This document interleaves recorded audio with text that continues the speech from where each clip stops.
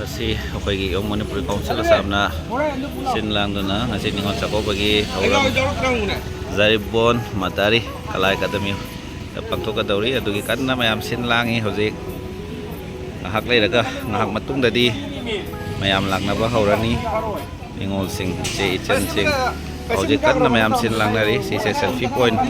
oy na semi sige entrance lay de mayam da idum je khanjarak ke sige na stage macam ka ayan na umana isay performance nugay di wajasing na wahay aman ni ka tabiram dito magki isa masam ka semja bani asiga akoy ay gaway team layre hojik kan na hinjang api semi gaway team se akoy nong na horok pani Sharma catering hai na ado mayam su support to view ay contact number hapsaram ge si number se contact to view ka luhung ba sako ba jaha program silang wada akoy Sharma catering su contact to view mayam na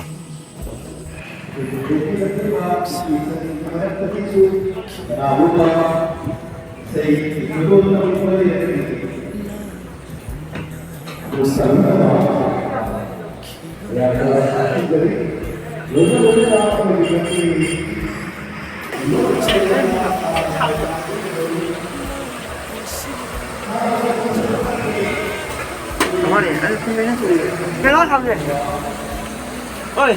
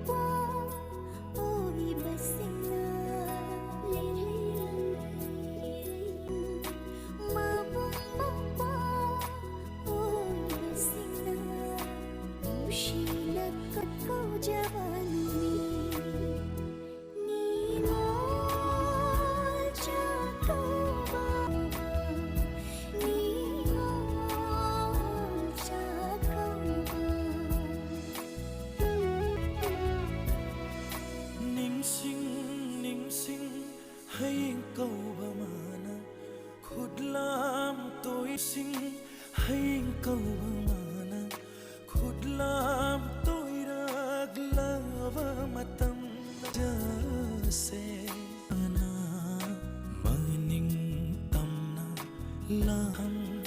chahigi ꯃꯇꯝ ꯄꯨꯝꯅꯃꯛꯇ ꯍꯥꯏꯅ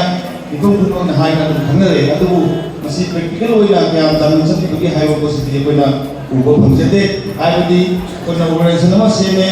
ꯑꯗꯨꯒꯤ organisation ꯁꯦꯝꯕꯗ ꯑꯩꯈꯣꯏꯒꯤ ꯅꯨꯄꯤ resources agency ꯑꯗꯨꯒꯩꯗꯤ ꯑꯩꯈꯣꯏꯅ ꯑꯦꯅꯤ ꯊꯕꯛ ꯊꯧꯔꯝ ꯇꯧꯕ ꯃꯇꯝꯗ ꯅꯨꯄꯤꯒꯤ ꯔꯤꯁꯣꯔꯁꯁꯦ ꯈꯔ ꯂꯤꯡꯕ ꯃꯁꯤꯡ ꯈꯔ ꯂꯤꯡꯅ ꯎꯕꯁꯦ ꯑꯩꯈꯣꯏꯅ ꯎꯖꯩ ꯃꯁꯤꯒꯨꯝꯕꯁꯦ ꯑꯩꯈꯣꯏꯒꯤ ꯑꯣꯔꯒꯅꯥꯏꯖꯦꯁꯟ ꯂꯨꯞꯈꯪꯒꯤ ꯃꯁꯤꯗꯁꯨ ꯑꯩꯈꯣꯏꯒꯤ ꯅꯨꯄꯤꯁꯤꯡ ꯏꯆꯟꯅꯨꯄꯤꯁꯤꯡ ꯏꯃꯥꯁꯤꯡꯁꯨ ꯊꯣꯛꯇꯨꯅ ꯃꯃꯥ ꯃꯄꯥꯅ ꯑꯩꯈꯣꯏ ꯁꯔꯨꯛ ꯆꯥꯕꯤꯌꯨ ꯍꯥꯏꯕ ꯃꯐꯝꯁꯤ ꯑꯩꯈꯣꯏ ꯊꯝꯖꯔꯤ ꯉꯁꯤ ꯅꯤꯄꯥꯡꯁꯤꯅ ꯂꯥꯎꯔꯒ ꯉꯥꯏꯕ ꯅꯨꯡꯁꯤꯕ ꯑꯩꯈꯣꯏꯒꯤ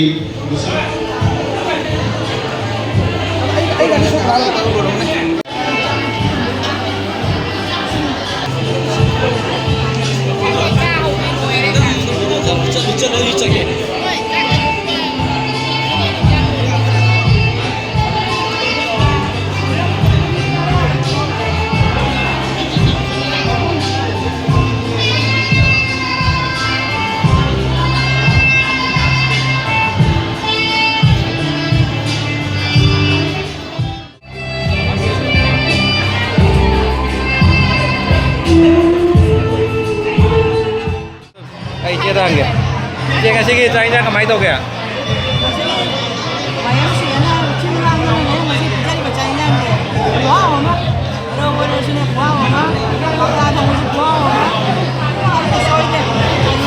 Sering chú hào bra.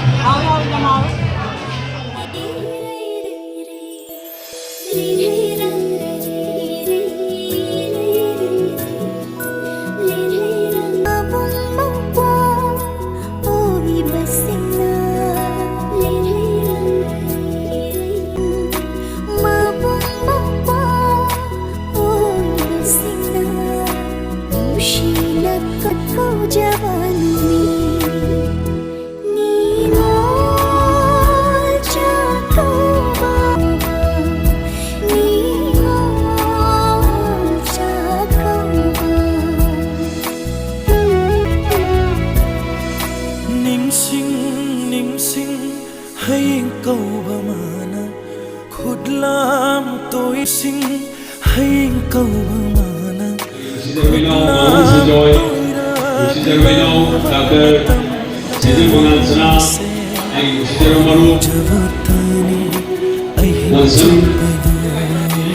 Tụi em cũng bộ phòng dân ra trên đi sinh đi mà xuống đi trên đi sinh đi cái số anh coi đi yam ca đi cái cũng nên bài nào sinh mà đi member sinh cả tụi tôi vote coi na tâm đi cái này hay thế na lần làm tôi sẽ tâm đi cái này hay thế na coi chơi rồi này bị hay bao bộ phòng chơi cái đấy bao cái chuyện mà khăng đê bao sinh mà nuôi sống ra để hay phía là ba anh là tôi làm không sinh đi Jamati lepat mengi volunteer sing punchan lagi tau boni na. Kalau sum ubada mayam kumi bagi numai hai.